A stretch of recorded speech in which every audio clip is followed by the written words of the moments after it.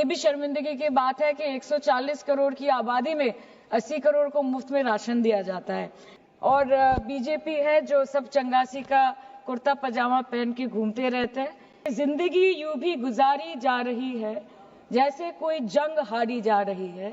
जिस जगह पहले के जख्मों के निशान हैं फिर वहीं पर चोट मारी जा रही है। धन्यवाद अध्यक्ष महोदय, आपने मुझे बोलने का मौका दिया। आज बहुत शेर बोले जा रहे थे सदन में, तो मैं भी एक शेर से शुरू करना चाहती हूँ कि तेरा इंतजार करेंगे हम चाहे जमाने लग जाए, या तो तू आ जाए या हम ही ठिकाने लग जाए।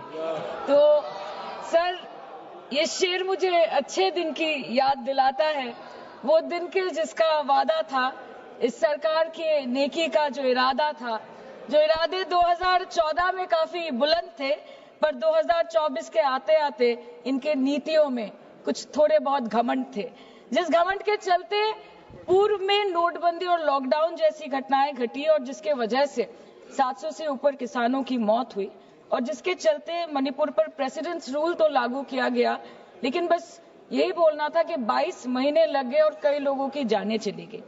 सर मैंने आगे भी ये चर्चा की थी कि if president's rule was the only solution, why was it not imposed months ago when people were dying?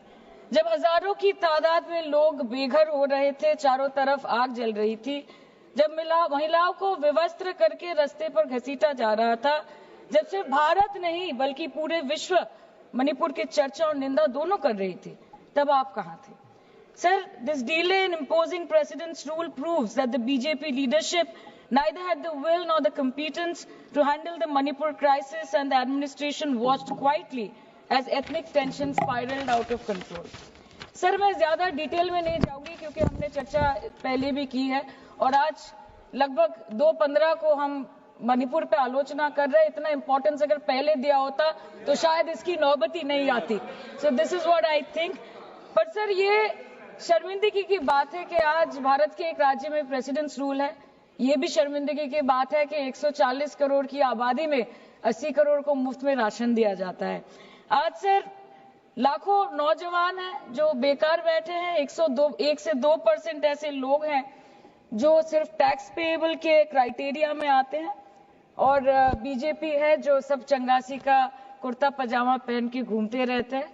ये दिखाने के लिए अच्छी बात है, लेकिन ग्राउंड रियलिटी कुछ अलग ही है। सर 2023 में टॉप 10 वीपीएनआर के रिपोर्ट के अनुसार मणिपुर में 212 दिन से ऊपर इंटरनेट शटडाउन किया गया था, a total of 5,088 hours, marking it the second highest after Jammu and Kashmir.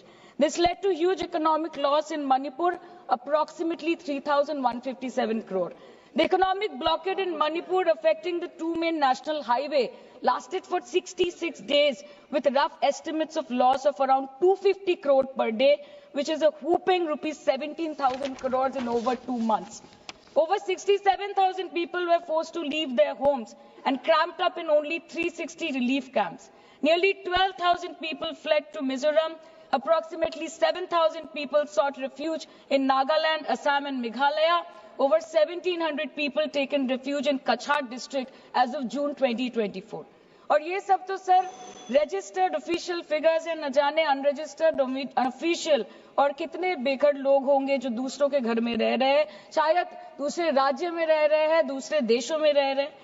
ये इसीलिए हुआ है सर क्योंकि मणिपुर की सरकार, डबल इंजन सरकार ने, उनकी मंशा ये नहीं थी कि वहां के लोगों को शुरू से प्रोटेक्शन दिया जाए, कि उनको शुरू से रिलीफ दिया जाए। अगर वही होता तो 22 महीनों से इन्होंने मणिपुर को जलने ना दिया होता। सर मैं 2 मिनट में खत्म करूंगी। You want to move the resolution, of course we have to be with that. लेकिन 1 अप्रैल 2025 मतलब एक दिन पहले से मिनिस्ट्री ऑफ होम अफेयर्स ने armed forces special powers act को 6 महीनों का एक्सटेंशन देके मणिपुर, अरुणाचल प्रदेश और नागालैंड में इफेक्टिव कर दिया है। इससे समझ आता है that law and order in Manipur has seriously deteriorated. आज भी बीरेन्द्र सिंह जी बीजेपी वाले बोल रहे थे कि 1960 से हजारों रिफ्यूजीज मणिपुर में घुस के बैठे हैं। 2001 का सेंसस रिव्यू करना है और डिलिमिटेशन से पहले एनआरसी लाना है। मतलब आपको कुछ सुधारना नहीं है, आपको बस और बिगाड़ना है। जिस तरह असम में एनआरसी के नाम पे इस सरकार ने 1500 करोड़ से ऊपर फूंक दी और करीबन 19 लाख लोगों को अस्तित्व संकट में डाल दिया। आप वही हरकत दोबारा दोहराना चाहते हैं मणिपुर के लोगों के साथ। अध्यक्ष महोदय, मैं अंत में बस इतना कहना चाहती हूँ मणिपुर के भाई और बहनों की तरफ से कि जिंदगी यूं भी गुजारी जा रही है जैसे कोई जंग हारी जा रही है। जिस जगह पहले के जख्मों के निशान हैं, फिर वही पर चोट मारी जा रही है, फिर वही पर चोट मारी जा रही है। इसलिए आपके माध्यम से इस सरकार से मेरी यही अपेक्षा रहेगी कि मणिपुर के हालात में सुधार लाए, वातावरण में संतुलन लाए, पहले अपने देश के लोगों को मित्र बनाए, फिर जाके विश्व बंधु कहलाए जाए। That the Home Minister and the Prime Minister should work overtime and step outside their comfort zone to address the needs of the people and restore normalcy at the earliest in Manipur. Thank you, sir. Thank you.